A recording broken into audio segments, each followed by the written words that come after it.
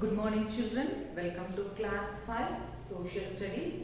So today we are going to start with a new lesson children, latitudes and longitudes. Okay, so these are new words for you children, latitudes and longitudes.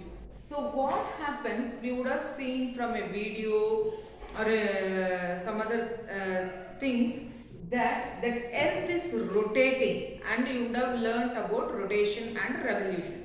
The earth rotates by on itself, and it revolves around the sun children. Okay, so what they have done is that they imagine that the earth rotates on an imaginary fixed line called the axis.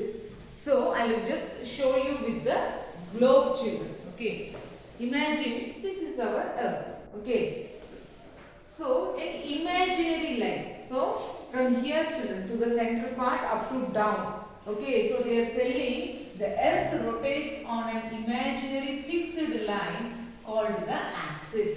So a line which passes through this center to this point children, from top to bottom, there is one imaginary line. So that the earth rotates on this line children, that is called as axis. Okay, this is the line through the center point, from the top to the bottom. An imaginary line goes children. So and earth rotates around that line, that is called as axis. So it's mentioned over here children, axis. Then if you observe this globe, it is little tilted children. It is not straight like this. Actually the earth is little tilted like this. So it is, this line is there no children, this axis line, it is tilted. Okay, so you will be learning angles and all. I will just show you. So okay, the earth should be actually straight. We are telling that the earth is rotating like this, but what really it is, this from this straight center line, it is little tilted children. The earth, this axis is there no, it is little tilted at an angle of 23.5 degree. Okay, at an angle of 23.5 degree children. That's why our earth is also tilted at an angle of 23.5 degree children. That one we have mentioned here, it is tilted at an angle of 23.5 degree children. Then next one, we are locating or positioning some of the points children. So what are they means, the northernmost part is there no, this part is called as the North Pole, and the southernmost part of this axis is called as South Pole. Okay, once again I explain. The northernmost part of the axis is called North Pole, and the southernmost part of the axis is called as South Pole. So mainly why we use this imaginary lines no children? Because to find the location and direction children. Any place on the earth, okay, you can easily find out using this imaginary lines children. Mainly if you observe, these lines do not actually exist. Actually it is not there. That's why they have used the word imaginary. It is not there. So they are telling it as imaginary. But these lines are helpful children. Okay. So the circles are drawn. So I just have a closer look children. You can observe the blue lines over here. Okay, the horizontal blue lines and the vertical lines children, like this. You can observe this. So one by one we can go. Any map if you take no children, this one will be there. This we tell it as latitudes, and one more is longitudes children. So in the coming topic we will see about the latitude and the longitude children. Okay.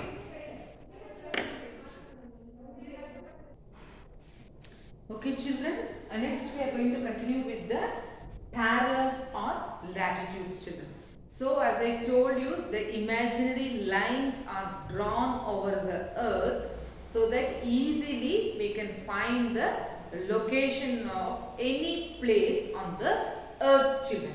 So there are two things, the imaginary lines are of two types.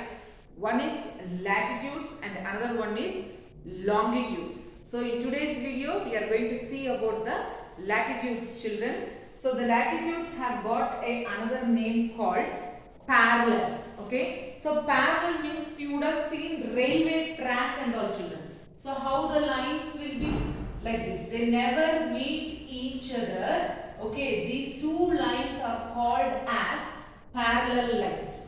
Okay, so a best example is your that railway line. Okay, the next one, so what is a latitude means? It is a set of horizontal lines that runs from east to west across the globe, children. Horizontal lines. So as you can have a closer look, okay, these are the horizontal lines. Okay, so full all around the earth, children. Horizontal lines that runs from east to west across the globe, children. And one more thing, what we observe here is the distance between the two lines are there, no? They are equal, children. From here, North Pole to South Pole, the distance between the two lines, okay, two latitudes or two parallels, you can tell. Okay, they are all equal, children. Okay, nowhere it is mismatch or something. They are all equal. Okay, that only we have written that the distance between the parallels are equal. Okay, and then what you observe is, see the center of the earth, it is bulged, children. When we move towards the poles, this North Pole and South Pole, the circle, no, the size gets reduced, children. So that point, what it is, no, at the center the circle length is increased, but when we move towards the poles, the circle length decreases, children. Okay, the circle length decreases. So that only we are telling here, length of the parallels keeps on decreasing as we move away from the center. So center is here, as we move away, this one, the circle length gets decreased, children. So these points are the features, children, you should remember in mind. And then these lines never touch or cross. As they are going like this, no, children, they never touch. These two lines, all these lines never touch or cross also, children. Okay, that is the point. The latitudes never touch or cross, children. Okay, so one important point we are going to learn at the center. Okay, this part is bulge. One very lengthy circle is there, children. This one can be seen as a darkened one, okay, which divides the earth into two equal halves. So, okay, this part, equal part, this side, up and bottom, children. Okay, this one circle line divides the earth into two equal parts.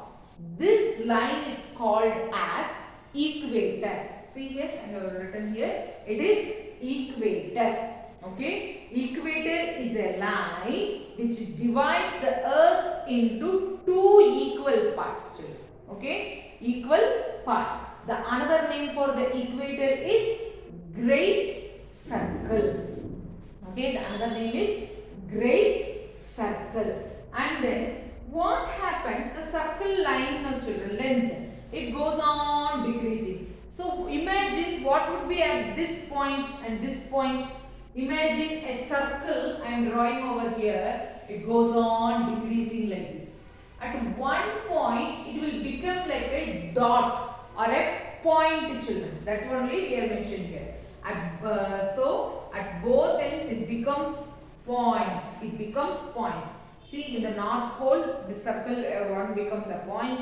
In the South Pole also it becomes one point, children. Okay, that means the circle goes on decreasing like this. Okay, at the very last you will have a point. Okay, so instead of circles you get the points. At both ends it becomes points instead of circles. So these places and all you will have circles. But when you go on towards the poles, no, it becomes a points, children. Okay, and then this equator is there, no children. This is called as 0 degree latitude. So it starts from there, children. 0 degree latitude. This equator is called your 0 degree latitude. Okay. So what happens now, children? This equator divides the earth into two equal parts, no? So this upper part is called as northern hemisphere and the downward part, this part is called as the southern hemisphere. Okay. Once again I repeat, the equator divides the earth into two equal parts. So this part is called the northern hemisphere and this part is called as the southern hemisphere, children. Okay. These are all about parallels, and the next class what are the important parallels and then what are the features of this latitudes or parallels, that one we are going to see, children. Thank you.